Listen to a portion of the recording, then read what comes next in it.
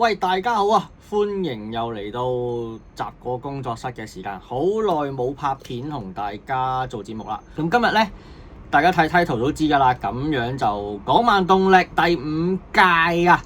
咁樣呢，就第一本啊，我就講呢個一堂家嘅不良少女啊。咁呢本書呢，100蚊啦。首先講100蚊。可以講一個陰陽師世家嘅古仔啦，咁個古仔就係封面呢個女主角啦，咁樣就叫做一堂善啦。咁佢手攞住一把好冇日本傳統風格嘅一把武器啦，佢係一把剃刀嚟嘅，咁但係佢咧，嗰個造型咧係比較現代少少嘅，就冇嗰種陰陽師平安京嗰種感覺，咁就冇乜嘅。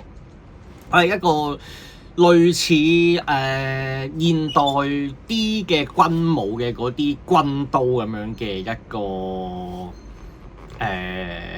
造型咁樣啦。咁就係講佢係打怪異嘅，咁唔同名喺唔同作品度出現啦，咁但係佢個古仔咧喺現代嘅，咁你當類似睇緊好似《咒術迴戰》咁樣嘅一個背景啦，咁但係入邊就會佢個機構咧就會係比較現代少少，類似 EVA 咁樣嘅感覺啊，唔係應該怪獸8號，似怪獸8號咁樣嘅感覺嘅。咁最初女主角都好典型嘅嗰種開頭啦，俾人通緝啊，跟住之後點樣加入個機構啊咁樣啦。咁作為一本我覺得係比較傳統少少嘅一個書島啦，佢比較係4:3嘅比例啦，咁似翻我哋平時可能文傳啦，比較似文傳嗰種書島嘅，係啦。咁古仔上我覺得好日系嘅呢一本，你大約基本上係會知道佢個流程係點樣噶啦，因為佢一本完結嘅，咁所以你大約去睇到最後，你大約會知道佢係點樣嘅流程咯，係啦。咁想講下就係佢最後個大 battle 其實都畫得幾靚嘅。我唔知係咪我錯覺啦。咁呢度俾一頁大家睇下啦。呢一頁，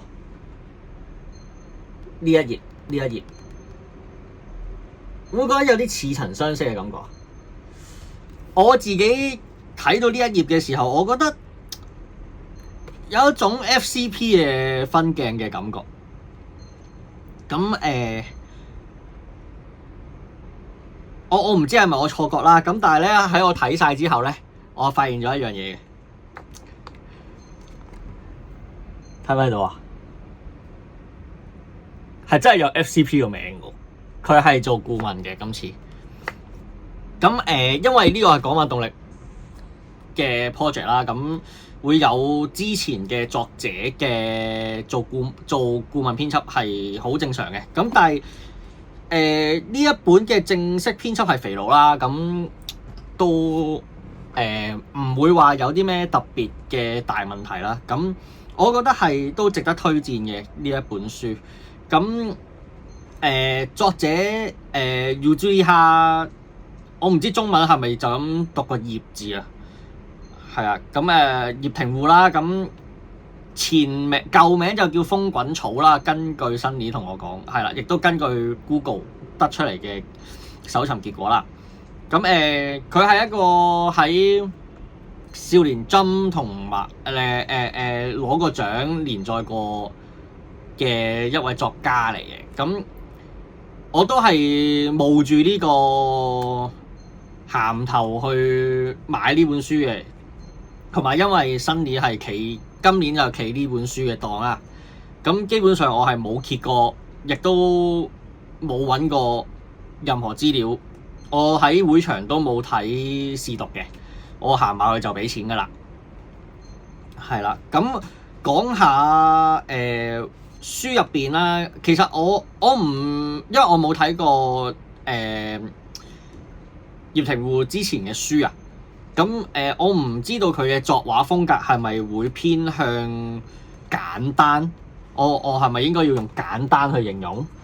即係大家可以睇下呢一頁嘅分鏡，佢嘅畫嘅啲線條啊，係啦，即係大頭你就會見到佢啲眼啊、頭髮啊嗰啲咧係有嘅，但係呢一頁呢一格，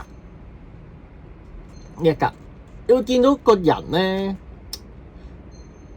個比例唔啱喎，即係 K， 即係我唔可以話 K 咗型嘅，總之個比例有啲怪怪地咁樣咯，係啊。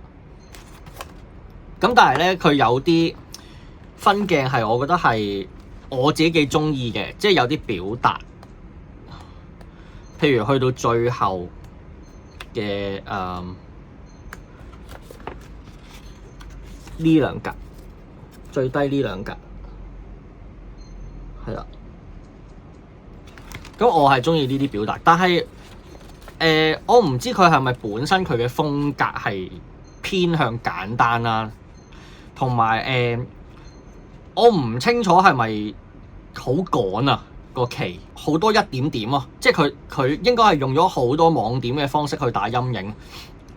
我唔知道係因為我對畫漫畫嘅認知好皮毛，可以話係完全唔識，所以我係唔知道係咁樣係慳錢慳時間，定係話係佢專登去咁樣做，去營造一個風格。但係我自己睇落去嘅時候咧，我覺得有啲唔係咁靚咯，即係會你攞起手，你遠睇咁上下距離咧，你覺得冇乜問題嘅。但係當你攞近啲嘅時候咧，佢個陰影咧係一點點咧，個人個樣啊變咗點點人咧，就硬係覺得有啲唔係好自在咁樣，係啦。咁但係故事上係冇問題嘅，整體故事上係好睇嘅呢本書。一期完，但係其實我希望佢可以出到下一集咯，即係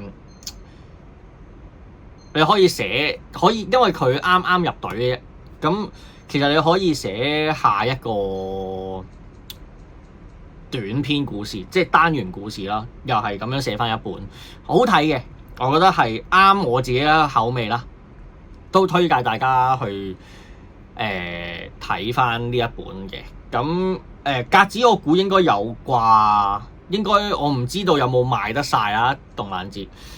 如果即係咁樣講又好似好衰，咁但係大家留意下格子啊，睇下肥佬嗰邊有冇上架咯。呢本係值得睇嘅，同埋個女主角粉紅色頭髮咧，大家睇下會唔會覺得好似某一位依家都比較多人識嘅叫做明星或者叫歌手啊，係啊，我覺得好有個 feel。